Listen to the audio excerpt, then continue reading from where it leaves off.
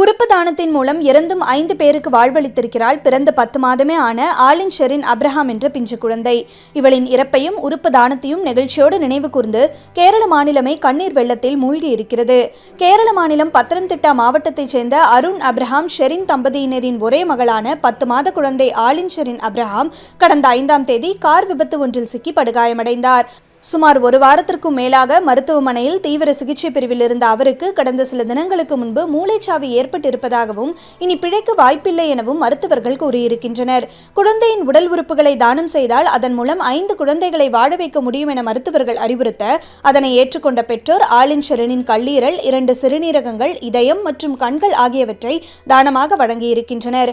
கொச்சியிலிருந்து திருவனந்தபுரம் வரை சிறப்பு green corridor அமைக்கப்பட்டு போக்குவரத்தும் முறையாக கட்டுப்படுத்தப்பட்டு சுமார் 230 கிலோமீட்டர் தூரத்தை 3 மணி நேரத்திற்குள் கடந்து ஆலினின் உறுப்புகள் 5 குழந்தைகளுக்கு மறுவாழ்வு அளித்திருக்கின்றன. இதன் மூலம் கேரளாவின் இளம் உடல் உறுப்பு நன்கொடையாளராக மாறியிருக்கும் 10 மாத குழந்தை ஆலினுக்கு அரசு மரியாதை வழங்கப்பட்டிருக்கிறது. இந்த நிகழ்வு உண்மையான மனிதநேயத்தை பிரதிபலிக்கும் மாபெரும் கருணை செயல் என அம்மாநில முதல்வர் பினராயி விஜயன் குறிப்பிட்டிருக்கிறார். இந்த செய்தி சமூக வலைதளங்களில் அதிகம் பகிரப்பட ஆலினை லிட்டில் ஏஞ்சல் என குறிப்பிட்டதோடு பலரும் உடல் உறுப்பு தானத்தின் முக்கியத்துவத்தையும் வலியுறுத்தி வருகின்றனர்.